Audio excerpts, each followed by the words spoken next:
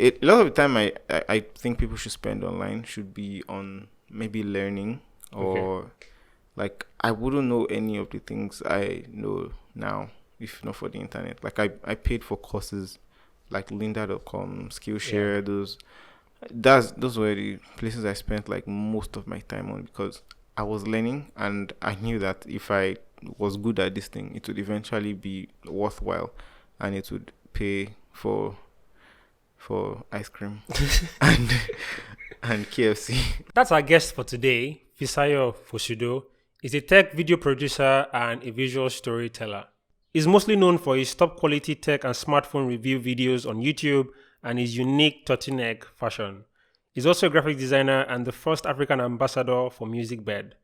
Our discussion on this episode ranges from the successful balancing of multiple passions and careers, the power of collaboration and community, and making the most out of the internet. This is one episode you definitely need to listen to because it's loaded.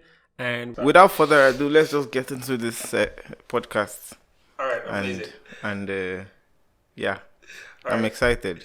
You're listening to The Simple Creative, a podcast for those bold enough to start up something from nothing. My name is Oladimeji Ajegbile. I'm a designer, podcaster, and a creative who is constantly pursuing and exploring what it means to live a simple yet meaningful life. On this podcast, I sit with creative persons who have been able to do this particular thing of starting up something from nothing. They tell us their stories, they take us through their process, and basically help others to make impact by starting up something from nothing. If you want more details, visit oladimeji.com/podcast. Again, it is oladimeji.com/podcast.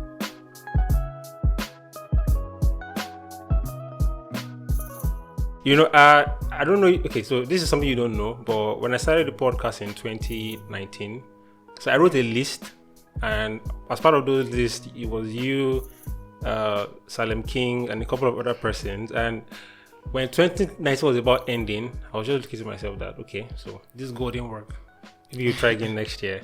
And it's actually a very huge honor to have you on this session right now. So thank you so much for... I'm honored to be here. I've watched a couple and I really like it. I like the setup. Thank you very much. I like your style, your minimalist style. Thank you very much. That means a lot. Yeah. Your designs, the carousels especially. Wow, that means a lot. That is huge. All right, so just for the people that are listening, can you introduce yourself? Who are you? What do you do? Like some sort of elevator pitch of who Fisayo is. Okay. So my name is Fisayo Fosudo. Wow. Yeah, just continue. It's all right. Okay. So my name is Fisayo Fosudo. I make videos on YouTube. I'm basically a YouTuber, but I make videos about smartphones, apps, accessories, and I post them on YouTube and social media. And I was also a graphic designer. I'm also a graphic designer, and yeah, that's pretty much it. Oh, that's interesting. All right, so there's this idea that people have about you starting out with something and then they feel you need to continue that line. How do you mean? Like, okay, so you started with graphic design and now you are into, tech reviews and creating videos. Did you see like some sort of connection between those two paths? Yes, no, there was connection. Actually, I started out I used to draw comics in school. When I was in primary school, a friend of mine kind of taught me how to draw. Like, I knew how to draw, but he kind of fine-tuned my drawing skills. And I think I wanted to go to the art class in secondary school. In my GSS 3, I was in the art side of things. So I drew more than they taught me like the basics of drawing, like using the boxes and all of that stuff to draw a face perfectly. I drew a lot back then, but I stopped, so my drawing skills have like dwindled. But I can still draw, but not as good as before. So that kind of channeled my interest into graphic design. Okay. In fact, I wanted to study because in secondary school, in the senior secondary, like science, commercial, and art. Yeah. I wanted to go for art, but my parents were like, "There's no money in art.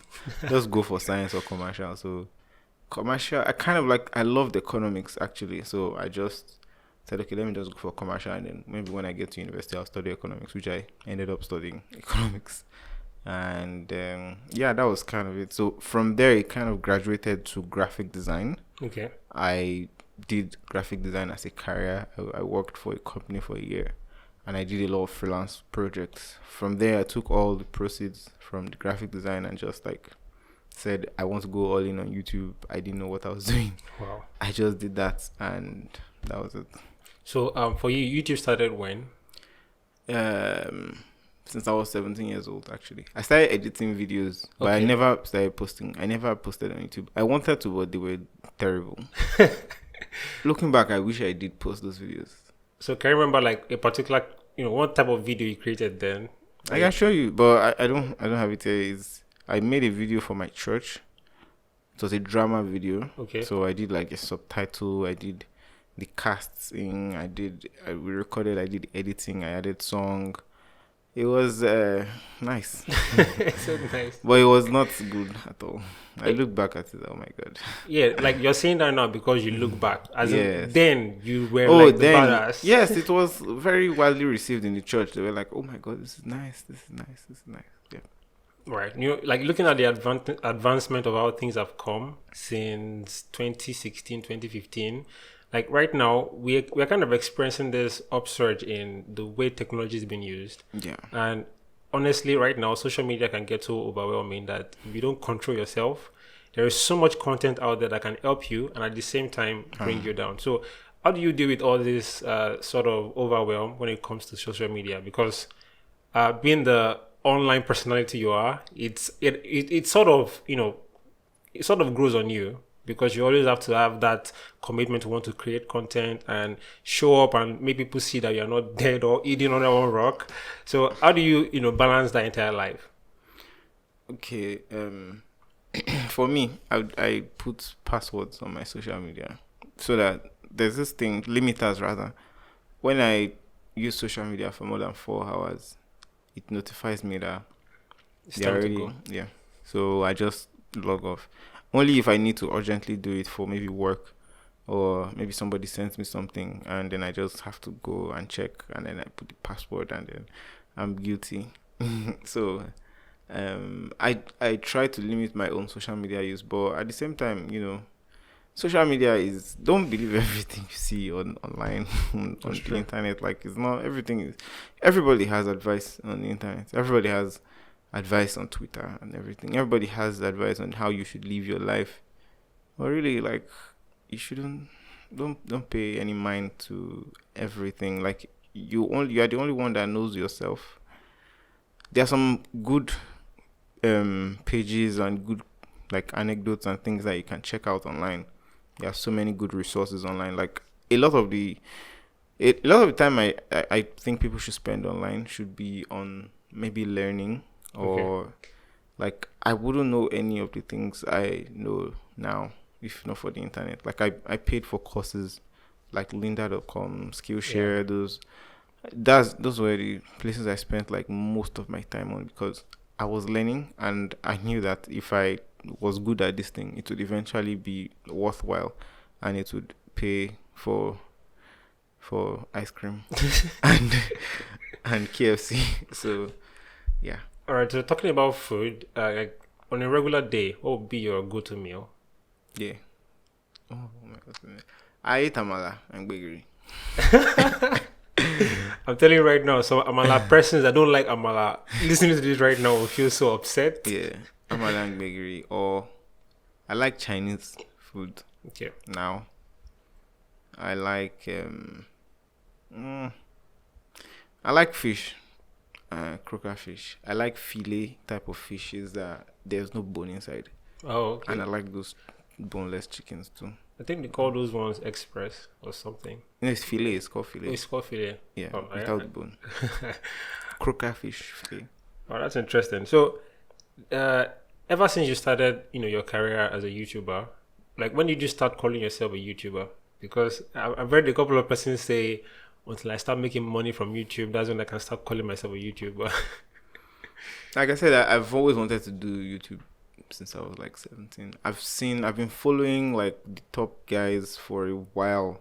I've always wanted to do YouTube since then, but I never really had the resources or the opportunity to do anything like that. So when I started in 2016, it was also very, very risky for me because okay, I had put all the money I had in this venture. I was even in debt. I was owing money. I had to use all my salary to pay that money back. Because I ordered stuff and then they gave me this customs duty bill. I had no clue how to ship things in. And the things I ordered were so expensive. Like, imagine using all your life savings to order stuff and then you're not going to pay tax of almost 30% on top of it. Money that I did not have.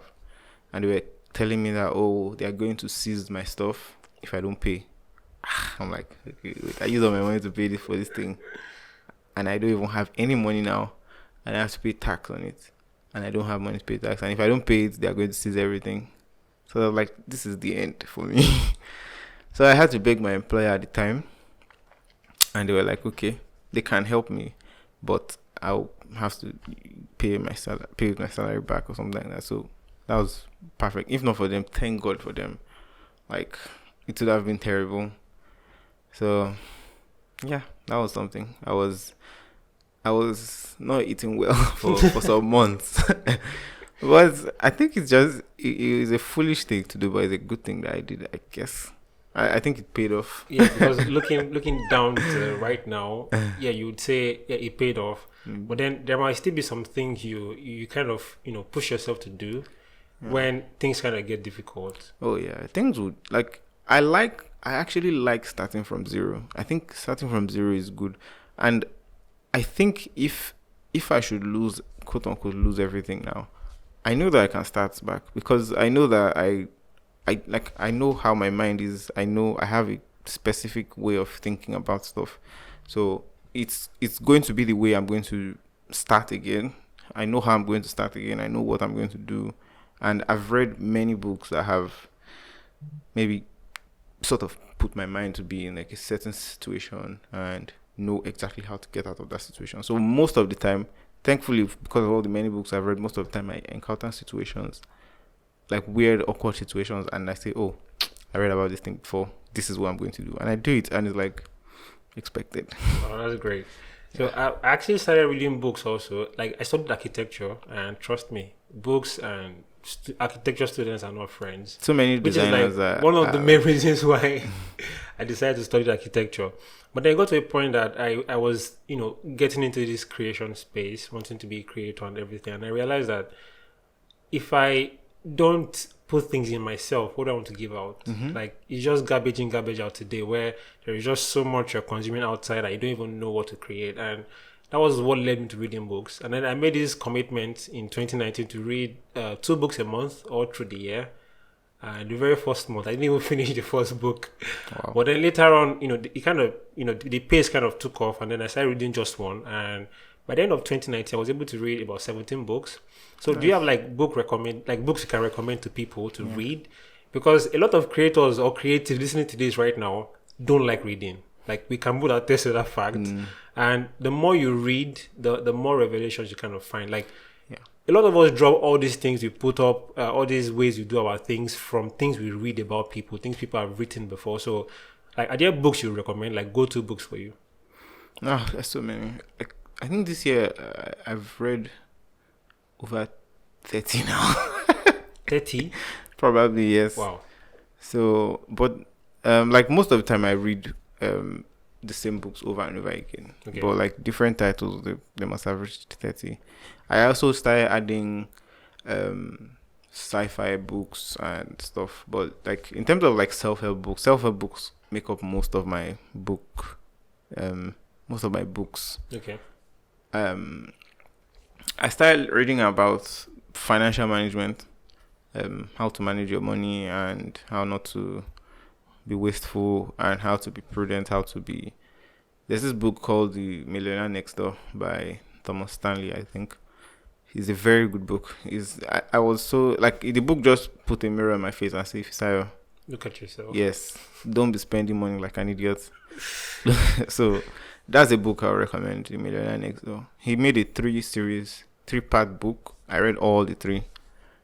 But I think there are more. But he made 3 of the same kind. I read all 3. So that one is the like flagship book. It teaches about like the prodigious accumulators of wealth and the under accumulators of wealth. People who want to live lavish They want to show people that they have things even when they don't have. That's the fastest way to go broke. And some people, they don't have money now, but they look at all these people that have money and they want to be like them. They want to spend like them. But that's not the way. You're supposed to. The book talks about like a teacher that doesn't earn the same salary as like rich people, but she has more in terms of wealth, in terms of savings, than people that make so much money. Some people can make money, but they can't keep it. Okay. So the book just basically like talked about being prudent. Don't spend anyhow. Like keep your money or invest it in something, and find ways to grow, find ways to save, find ways to invest. And it's a very good book. I would really recommend. The book changed. It sounds cliche, but the book really changed the way I think about money. And there's also this one. I can't remember the name. It's a negotiation book by Chris Voss. Chris Voss. He does this masterclass. Okay, I think I saw him in masterclass. I can't remember the name of the book. It's a negotiation book. Just Google Chris Voss. Then Chris Voss's book. The one I read the most, the one I really love, Mastery by Robert Greene. That book, I've read that book like 10 times. That book is very good. I think Robert Greene has written some of the most powerful books in this lifetime. So Mastery was a book that my uncle gave to me. I read that book before I even started, and that book just made my mind a certain way. Like I knew that I had to be, if I'm going to master something, I have to put the time in to master that thing. I have to make it quality. I have to not care what people think about the outputs or anything. I have to, when people are hating on it, just make more and do more. Like let people talk about it. Don't go and making stupid statements. Sorry. Don't be making stupid statements outside. Let your work do the talking for you. Don't go and, at least not until you are a master and you can say whatever you want. Don't go out and be saying things that would derail your focus. And as you're going on that straight line of achieving something, don't let any distraction just take it away. Tip you off like that. Just keep going, keep focusing on that thing and keep doing. Because I think the book also recommends like the 10,000 hour thing. This guy Malcolm Gladwell, I also read that book as well. Outliers, yeah. He also made mention of the 10,000 hour rule. Putting 10,000 hours in.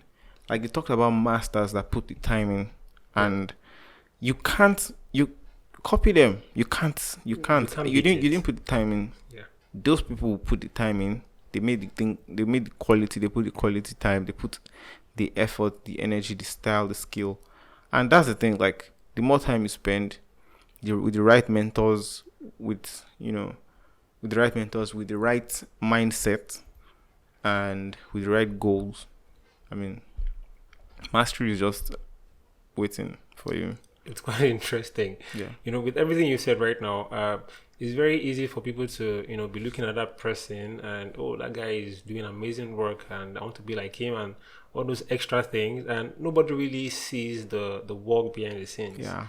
Like days when you feel to yourself that you're not good enough, or those days that you lock yourself up because you know that if I don't get this thing settled, I'm not going anywhere. I've actually spent some days intentionally, keeping myself hungry because I have to finish this job.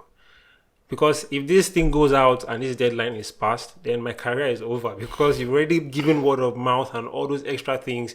People are seeing you as this guy that is some sort of thought leader, and then you're just there messing up everything. So if you give any advice to people starting out fresh, like they're just into this entire whatever it is you're doing right now, and then you want people to start up something from nothing, and they kind of look at those people who have achieved something, using them as, I wouldn't say as mentors or as people they look up to, but then considering them as competitions. Like, what advice would you have for them?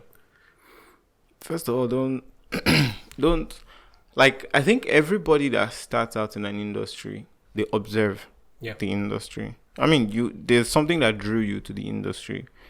Maybe you have the skill already, or you've sort of worked in that industry, you found it attractive. Somehow, every passion sort of has an underlying attraction. Like there's something that drew you to that thing. I said, oh, I really like this thing. I really like this career. For me, I saw all of them. Like I saw Marquez Brownlee, I saw Unbox Therapy, I saw Dave 2D, TLD, Austin Evans, Your Average Consumer. I saw those guys and I'm like, this is so cool what they're doing.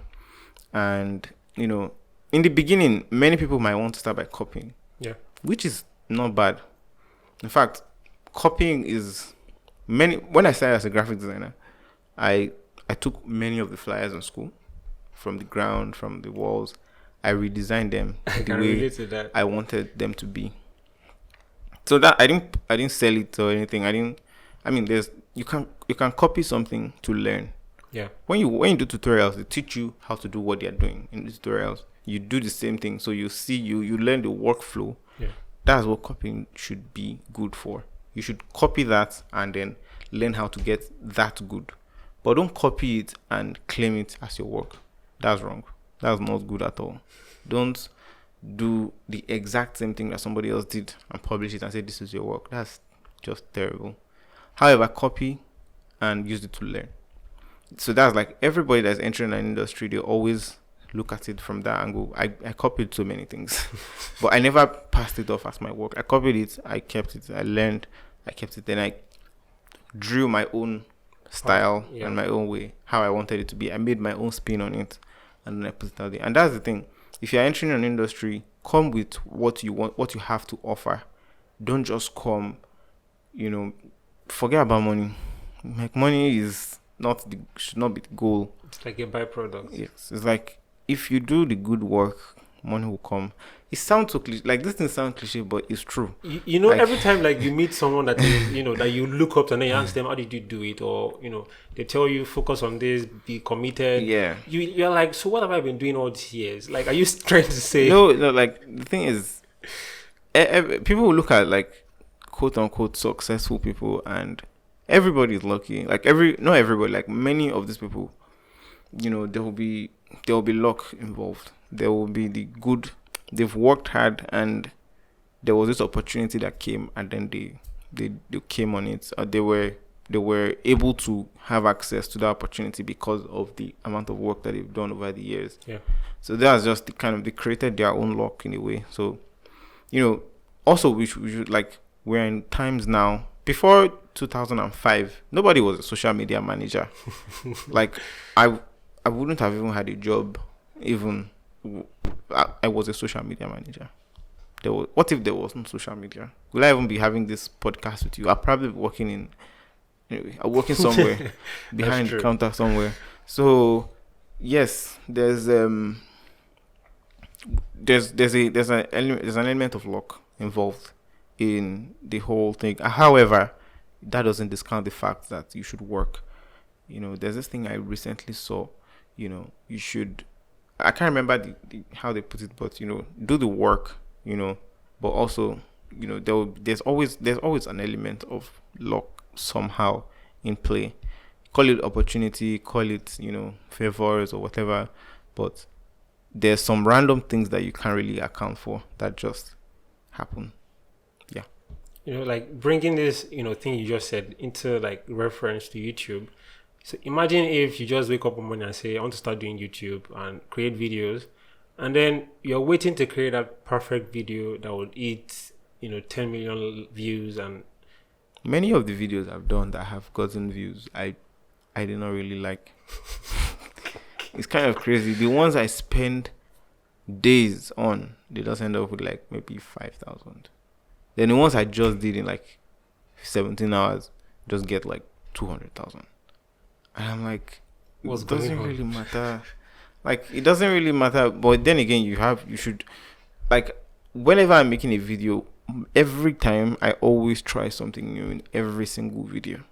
I don't make the same video as the previous one. Once I've done that video, that's the end of that concept. The next video, I have to bring something different.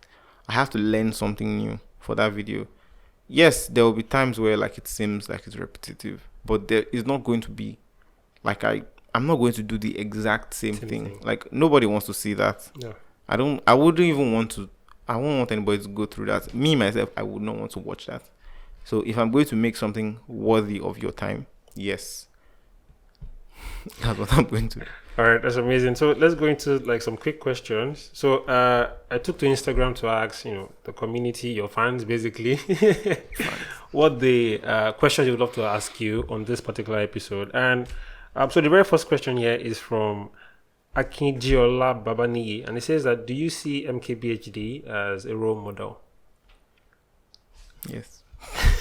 MKBHD is a role model now. It's I really, really admire Marquez Brownlee. Like his work ethic, how he has like gone over the years. I've been following him since it was it was below 100,000. I've been following him from then when he was still in school. There was a time he took a brief break. Like I've been following his progress and everything, and it's just amazing to see. From then, like he has gone on to interview all these amazing people, Elon Musk, Bill Gates twice, like Will Smith, all these industry leaders and thought leaders. So, I mean, I don't know, that question is a bit rhetorical. I don't think anyone in the tech space would not kind of see him as, No, MKB he's very good at his craft, and he doesn't bullshit or tell you what he doesn't know. He's very straight to the point. Like the very first time I started to really take notice of him, when he started doing the smartphones award. And I'm wondering, why would one person be given smartphone companies award and they actually take it as something big? That's amazing. All right. So the second question is from Ameto Graphics, and it says that, was there any major reason for shifting from graphic design to tech reviews? I've not shifted. I'm still a designer. I design my thumbnails on my video. Yeah, actually, your thumbnails look really good. I designed thumbnails, but I still do graphic design. It's just a thing that I don't just show. But is it personal or now, like you do it for as a commercial part? I still have people that I work with, like that, not YouTube related. So, but YouTube, I like to think of YouTube as my full-time job now, because that's the front-facing job. Is the thing that, I mean, if I Google my name, that's the thing that, like, there's a card in the Google. Yeah, I got Google verified. That's the weirdest thing ever. So there's a card that shows the small description. Like a knowledge panel. Yes, knowledge panel. Yes. So they also give me this Cameo thing. A Cameo is for like celebrities. So I don't know why. Oh, so you don't consider yourself a celebrity? I'm not a celebrity. I don't know. Like, and I was like the first person to try it out in Nigeria. The guy from Google just said I should check it out. It was a very weird thing. Anyway, so there's that. So yeah, I'm a YouTuber. Yeah, I'll consider myself a YouTuber full time, but I still do graphic design from time to time. Awesome. So do you still enjoy the process? Yeah, I love designing. Like I really love designing. It's just that a lot of the stuff I've done is under NDA. I can't show anything I've done. So, but most of my design work are translated in my videos and my thumbnails, and sometimes I might just do a random design for something.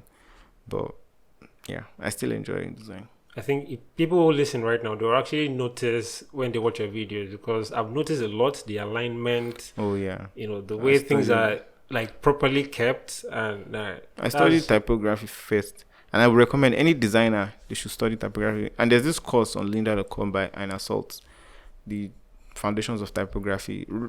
Take all of Ina Salt's typography courses on lynda.com, or is it LinkedIn Premium now? Take all of Ina Salt's courses.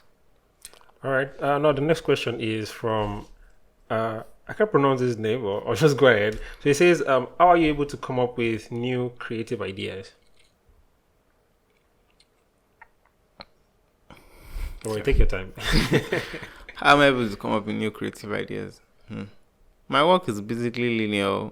Like, okay, maybe I don't know what the person is referring to. Okay, so you mentioned that for every video you always try something new. So yes, what leads to that? First of all, watch multiple videos.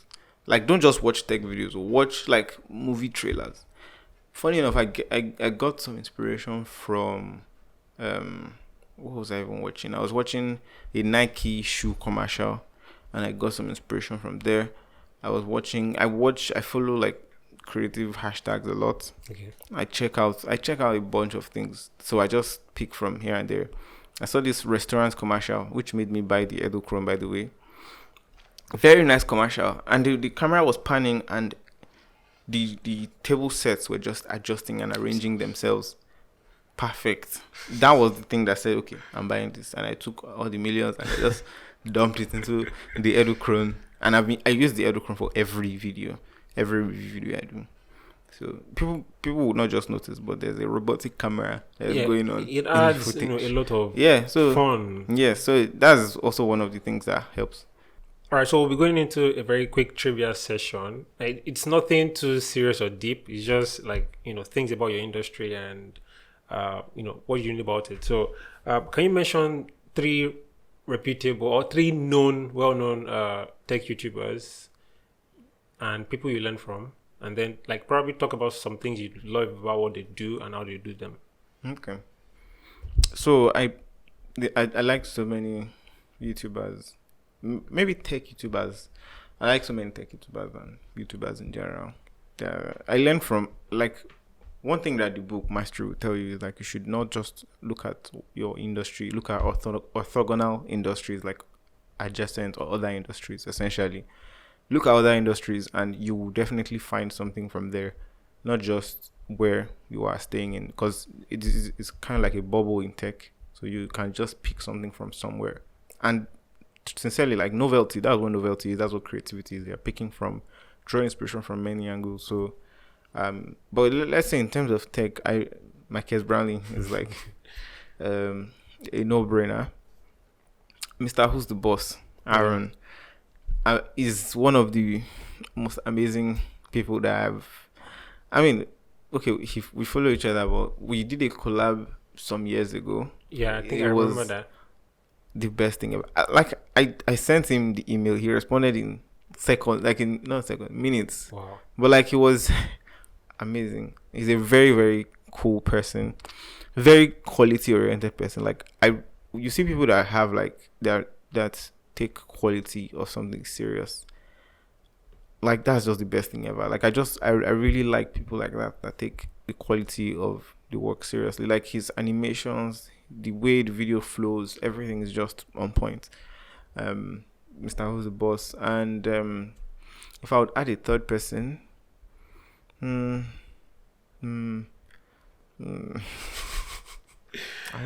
there's so many great people, right? There's so many, like, oh my god, there's so many, all of them, like everybody, to be honest. Like, I've seen so many creators that don't even have as much subscribers, like Ash Taylor, Tyler Stallman. I don't know where Stallman, I can't remember, but Tyler, he does like the photography of smartphones, tech, cameras. He basically comes at tech from a photography angle. There's so many of them, to be honest. I can't. Unbox Therapy, obviously. Unbox Therapy is the grind lord. Linus Tech Tips. There's so many, to be honest. But I can't just put, let's say the third one, all of them. All of them. All right. So if you I'm sure there are aspiring tech reviewers in Nigeria, but then the thing is, I think Nigeria hasn't really gotten to that place yet. Like, there's still that, I don't know, everybody still feels as though this thing is not all that serious. And how are you, like, have you been able to take some steps to see how you can change that narrative? I mean, I'm making the videos. So, well, how will I say it? In Nigeria, we're few for now. Yeah. But there are so many people that are coming up. Like, I've seen so many amazing people. God, there's so many. There's Vela Reviews. There is Oscar Mini. There's this guy. The Freight Tech Hub. There's so many of them. Like, I follow many upcoming. Let me not say upcoming. Many tech reviewers. They're all tech reviewers, and like we're in the same job. They're like my colleagues now. So they're very good. Like I like the way they come up with new ideas and they do like comparisons and they do a lot of the stuff like stuff that I actually want to do. I right now I can't. I don't really have time like that. Like I don't have time to do so many things, especially even for myself. So I have to the way the work is for me right now is just a lot. In fact, I even need help, external help many times. All right, so just like going through a couple of rounding up questions. Now, there are like some necessary questions I ask on the podcast because creatives are special people. You know, there was no other name to call us but creatives. And as much as that name is there, there are some, hidden things that we like to, keep to ourselves, and we don't want to let anybody know that we're going through these things. I personally, I had to go through this phase of anxiety and burnout, all like almost for 3 months after working, releasing episodes for like 6 months, and then no rest whatsoever, and then it got to a point I just broke down. So I did like elder tips you can give to creatives to not grind themselves too, because we're always shouting work hard, be consistent, show up, but then we don't take to account the part of us that actually needs to do the work. You work too much, you don't give yourself any form of rest, you don't take care of your health, mental health, physical health, whichever one. I've seen a couple of your videos in the gym, and you keep fit. And so is it like part of the routine for you to be able to stay clear of all these creative drama, basically? You should not even see me now because I have pot belly. Right. Thanks to the quarantine, but the gym is reopening now, so everything will go. Yeah, I think the physical exercise helps a lot, to be honest. Like before now, I wasn't the kind of person that exercised. I was skinny, but when I came here and I met like my friends Mohammed and Tayo, Mohammed especially really motivated me to start going to the gym, and I love the gym now. Like before then, I did not really see the point, but I crave the gym now. To be honest, like it's you feel better. You don't feel pain. Like the funniest thing is that I feel so much pain when I'm not doing anything than when I'm gymming. When I'm gymming, I feel much better. Like physically, mentally, I want to keep doing stuff. So yeah, the gym will help physically and mentally. And in terms of like the burnout and overworking yourself, I think is a problem with many of us. Like maybe I don't know. There's this. We all want to get everything done fast, which is it should be done fast if possible, as efficiently as possible. But myself, I kind of took a step back. I've also been going through the same thing. Like I've not posted for a while. I've taken more hiatus than last year, or even last 2 years. In fact, it seems like it's even declining in a way. But I know what I'm doing. I don't want to like make myself go through something that I'm not ready for. So everything is sort of coming back together for me. So I think yes, the breaks are really necessary, but don't go too long. Take the breaks, study stuff, take your time, log off social media or put limiters. Don't fill your mind up with negative stuff, but also try and remind yourself of why you started, because that was something I did to myself when I started. Why did I start? I don't want to be in poverty. maybe I want to make $1 million or something, or whatever goal it is. Just try and remind yourself of why you started. And everybody has a reason why they started something. They want to achieve a particular goal. They want to be in a particular state, or they just want to be happy. Yeah. So, and the happiest people are the successful people, and success is relative to many people. Yeah, it is. But money is not success. Money is not. It's just like a very tiny fragment of everything. So, success should be the kind of person that you want to be. You should aim to be the kind of person that is kind, good. It should be the kind of person that you want to be rather than the kind of things that you want to have. Yeah. Okay, so you should focus more on serving, helping, being a person or being human than being a collector of irrelevant things that eventually you probably don't know why you even have them. All right. So one last question, and we'll wrap this entire session up. So do you deal with doubt? And if you do, how do you get clear? I think many creatives have the imposter syndrome thing. Not everyone. Some don't. Some people are very confident like that. Me, I'm not. Like, sometimes I'm just like, do I really deserve any of this at all? Like, today I just went to get this very nice phone from this company, and I'm like, why me? Like, even right now I'm not even working as optimally as I should be working because of this so many things I'm involved in. But the fact that this company still trusts you, and the fact that companies trust me is very, I hold it in very high esteem, and I can't be more thankful for that. So yes, sometimes it's so weird. Like, the phone hasn't even launched in the market yet, and you already have it, and you have to showcase it. That's something that I'm grateful for. So I just think about how much value that I'm giving to people, how they're benefiting from it. I think whenever I see those comments where people are like, this video made me feel this way, or I like the fact that you're doing this video, or this video helped me see this thing in this light, that's the most meaningful comments. I love those type of comments. I want those type of comments. The way, if I can affect somebody, even one person, I make them feel good about something. This is products we're talking about. I'm reviewing phones. There's not supposed to be any emotion involved. It's like, this one is good or it's bad, or it's fast or it's not. Yeah. Or the battery is good or the battery is bad. But at the same time, I'm trying to make it into a community and make the video as quality as possible.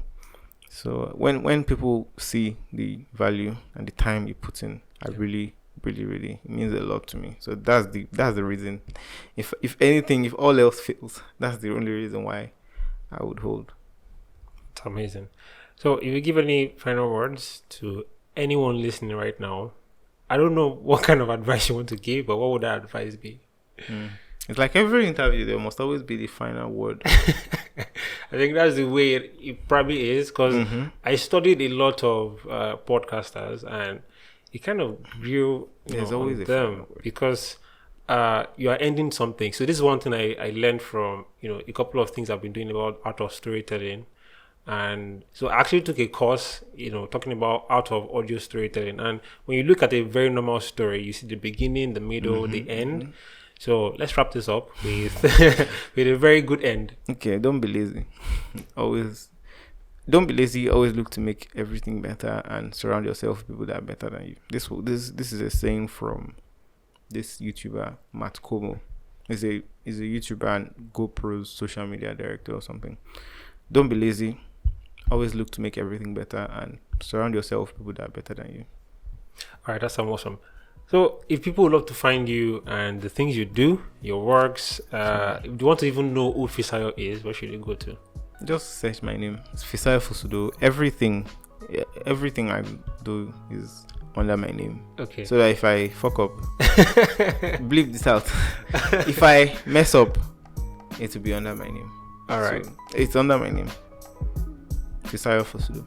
All right, that's amazing. Thank you so much for doing this. Thank you very much for having me. It's a huge honor to be on your podcast. Thank you very much. I really appreciate it.